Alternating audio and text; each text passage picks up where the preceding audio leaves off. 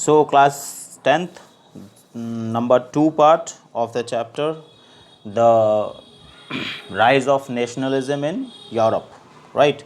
So this point starts with the making of nationalism in Europe. Europe में nationalism का क्या मतलब था और उसका बनना कैसे शुरू हुआ था, ठीक है। तो उसको समझाने के लिए कि नेशनलिज्म कैसे बना, आपको पहले उससे पहले की जो कंडीशन है वो देखनी पड़ेगी, मतलब कि इंग्रेडिएंट्स क्या क्या थे कि जिन्होंने नेशनलिज्म तैयार किया, ठीक है। बड़ी खिचड़ी सी बची हुई है एक तरीके से यूरोप में।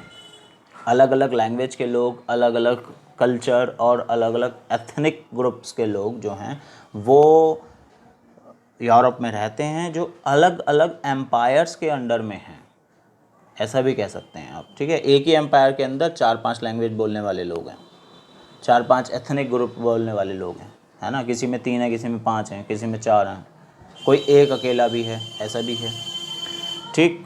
तो इसलिए जो क्वेश्चन यहाँ पे बनता है वो होता है कि if you look the map of the middle 18th century Europe, you will find that there were no nation states as we know now today. जिसे हम आज देखते हैं वो पहले नहीं थे। जैसे जर्मन है, इटली है, और स्विट्ज़रलैंड है, France, Spain, Portuguese, Poland, Austria, Hungary, कितने सारे स्टेट, कितने सारी कंट्रीज़ हैं, ये उस समय पर अलग अलग एम्पायर्स के अंडर में आती थी, ठीक है। इसलिए इनको जो है इस तरह से कहा जाना वो पॉसिबिलिटी में नहीं आता है। मीन्स यूरोप बटा हुआ था एक तरीके से, ठीक।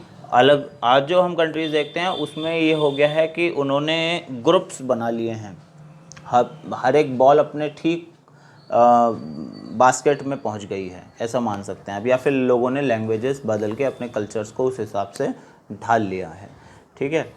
जैसे इंडिया जब इंडिपेंडेंट हुआ तो यहाँ पर भी पहले ब्रिटिश गवर्नमेंट ने अपने हिसाब से बाउंड्रीज बनाई हुई थी। फिर इंडिया में जैसे कल्चर, जैसे लिंग्विस्टिक बेसिस देखे गए, जैसे लैंग्वेज देखी गई, उसी के अकॉर्डेंस पर स्टेट बाउंड्रीज डिसाइड की गई, ठीक है। इसलिए आप देखते हैं कि इंडिया की जो स्टेट बाउंड्रीज़ हैं वो कितनी ज़्यादा जिगजैकिंग हैं, बहुत जिगजैक्स हैं, क्योंकि एक विलेज इधर दिया, एक विलेज दूसरे स्टेट में दे दिया, इस तरह से करके जैसे भी सेट किया गया। लिंग्विस्टिक बेसिस पर डिवीज़न हुआ था कि जो मराठी बोलते हैं तो वो महाराष्ट्र हो गया, गुजराती बोलते हैं गुजरात हो गया, वो एक एरिया हो गया, मतलब वहाँ पे उसी एक ही कल्चर के लोग रह रहे हैं। कन्नड़ वाले एक कल्चर के लोग हैं, तमिल वाले अलग हैं, तेलुगु अलग हो गया, और ऊपर बिहार, अब बाद में भी हमने किया, तेलंगाना अलग कर दिया, झारखंड अलग कर दिया, है ना। और यूपी अलग हो गया, उत्तर प्रदेश हिंदी भाषी है, फिर दिल्ली हरियाणा अलग हो गया।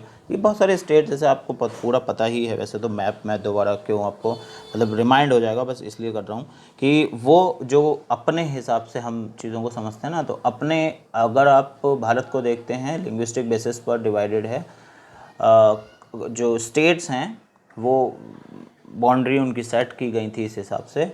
वैसे ही एक कंडीशन जो है वो यूरोप में थी, एम्पायर के अंडर में एक से ज़्यादा लैंग्वेज बोलने वाली कम्युनिटीज़ रह रही थी, ठीक है। मतलब कि जैसे अब जर्मन, इटली, स्विट्ज़रलैंड की उन्होंने एग्जांपल दिया है, ये जो अलग अलग डिवाइडेड थे तो किंगडम, डचीज और कैंटोन्स कहे जाते थे, whose rulers had their autonomous territories. मतलब ये इनमें डिवाइडेड थे तीनों में, किस में, किंगडम था कोई, कोई डचीज था, कोई कैंटोन्स थे, ठीक है, नाम रखने की बात है ये। और ईस्टर्न और सेंट्रल यूरोप जो है वो ऑटोक्रेटिक मोनार्की के अंडर में, मोस्टली डाइवर्स पीपल, मतलब जो जो सही वर्ड यूज़ किया गया है यहाँ पे वो है क्या, डाइवर्स पीपल में बटा हुआ, मीन्स वो अलग अलग कम्युनिटी, अलग अलग कल्चर और लैंग्वेज के बेसिस पर डिवाइडेड थे, ठीक है। मीन्स उसमें रह रहे थे, मतलब एक किंगडम है तो उसके अंदर बहुत सारी लैंग्वेज बोलने वाले लोग एक साथ ही रह रहे हैं। राजा ने सबको एक साथ ही कर रखा है कि आप यहीं रहोगे, उसने जीत लिया तो उसका हो गया, बात ख़त्म हो गई। उस समय पब्लिक को कोई मतलब कि बहुत हद तक मतलब नहीं था कि ठीक है किंग कौन है, ठीक है, हमारा काम ठीक चलना चाहिए, ऐसा भी बहुत टाइम तक रहा था। तो यहाँ पर जो मेनली एम्पायर आता है वो है हैम्सबर्ग एम्पायर, ठीक है, ये ऑस्ट्रिया हंगरी को रूल कर रहा है, ठीक है, और was patchwork of different regions and people, ये बहुत अच्छा वर्ड लिया है इसने कि पैचवर्क था जिसमें अलग अलग डिफरेंट रीजन्स के और पीपल जो है लोग रह रहे थे। और दूसरा आगे इंक्लूड करते हैं तो आगे चलते हैं तो उसमें आता है अल्पाइन रीजन में लोग रहते थे, है ना, अल्पाइन रीजन था, टायरोल था, ऑस्ट्रिया था, सुडेंटनलैंड था, as well as Bohemia, where autocratic were predominantly German speakers, इसमें जनरली जर्मन स्पीकर्स थे। और उसके बाद it also include the Italian speaker provinces, वो भी थे, जैसे लबॉर्डी और वेनेशिया। हंगरी की बात शुरू होती है। अब हंगरी में आधी पॉपुलेशन जो है वो मैग्योर बोलती है, वाइल द अदर हाफ क्या बोलते हैं, वैरायटी ऑफ डायलेक्ट्स, उसके ही डायलेक्ट्स अलग बोलते हैं। एक और एम्पायर है गैलिशिया, ये ऑटोक्रेसिक जो है वो पॉलिश बोलते हैं, बाकी लोग और डायलेक्ट्स बोलते होंगे, ठीक है। इन सब को ज़रा पॉइंट आउट करने का रीज़न ये है कि कहीं किसी एमसीक्यू में या मैप लोकेशन में आपसे पूछा जाता है तो आप उस एम्पायर का नाम, उसमें आने वाले रीजंस का नाम लिख सकें, राइट।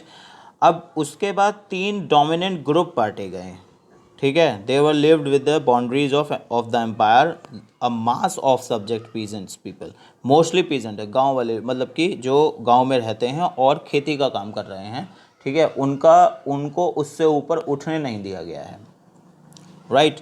जिसमें बोहेमियंस हैं और स्लोवाक्स हैं, नॉर्थ में स्लोवेंसेस हैं कॉर्नियोला में, और Croats to the south, Romans to the east in Transylvania. Such differences did not easily promote a sense of political unity. अब जब इतने सारे अलग अलग लोग हैं तो पॉलिटिकल यूनिटी होने का मतलब ही नहीं होता है उनके यहाँ पे, है ना। अब क्योंकि पॉलिटिकल यूनिटी नहीं है तो डाइवर्स ग्रुप बने हुए हैं, तो आप जो हैं एक कॉमन इंटरेस्ट की उनसे डिमांड रख सकते हैं, है ना। मतलब कि वो सभी लोग बेसिकली चाहते क्या होंगे कि उनको फ्रीडम मिल जाए, वो एक जैसे होकर रह जाएं, है ना। मतलब एक कॉमन जो है वो अपोज एम्पर के अगेंस्ट में यहाँ पर देखा जा सकता है, ठीक है। तो क्वेश्चन ये बनता है इस पॉइंट का कि how did nationalism and the idea of nation state emerge.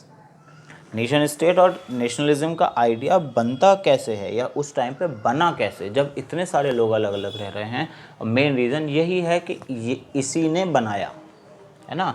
जिस चीज़ की अधिकता हो जाती है वही जो है ख़राब भी कर देती है, ये एक नेचुरल लॉ है, ठीक है। अब यहाँ पर जो एक्सटेंड हो क्या चीज़ हो गई है कि बहुत सारे रीज़न जो डिफरेंट कल्चर और लिंग्विस्टिक बेसिस पर हैं वो एक ही एम्पायर में रह रहे हैं, ठीक है। और जब वो विस्फोट करेंगे तो उस एम्पायर की धज्जियाँ उड़ा देंगे, और वो उड़ी भी हैं। जितने भी एम्पायर्स थे वो सब ख़त्म हो गए और लोग धीरे धीरे जो हैं वो एक जैसे होते चले गए, ठीक है। हंगरी हो गया, पोलैंड हो गया, पहले रशिया में रहा कुछ टाइम, फिर यूरोप में रहा, फिर रशिया में चला गया, फिर यूरोप के किसी कंट्री ने जीत लिया। बहुत झगड़े लगातार चलते रहे, है ना।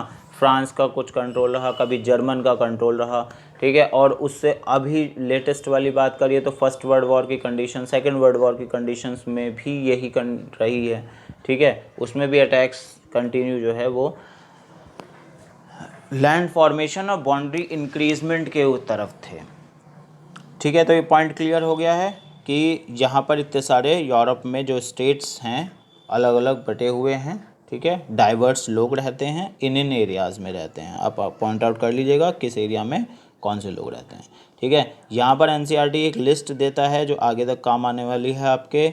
सम important dates, 1797 Napoleon invaded Italy and Napoleonic wars begin.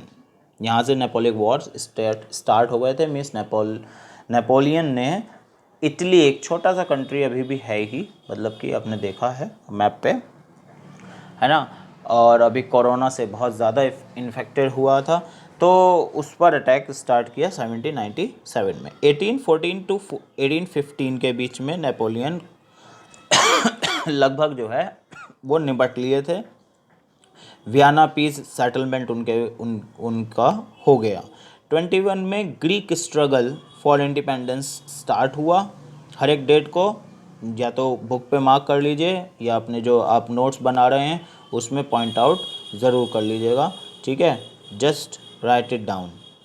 1848 revolution Europe में, artisans, industrial workers, peasants revolt against economic hardships. एक ये इस तरीके का, इन लोगों ने जो काम करते हैं उन्होंने इकोनॉमिक हार्डशिप के अगेंस्ट में एक रिवोल्ट स्टार्ट किया, ठीक है। Middle class demand constitutions and representative governments. Italian, German, Magyars, Poles, Greeks etcetera demand nation states. अब ये सभी लोग नेशन स्टेट की डिमांड यहाँ से स्टार्ट कर देते हैं। 1848 की बात है ये। 59 से 70 के बीच में यूनिफिकेशन हुआ इटली का, राइट।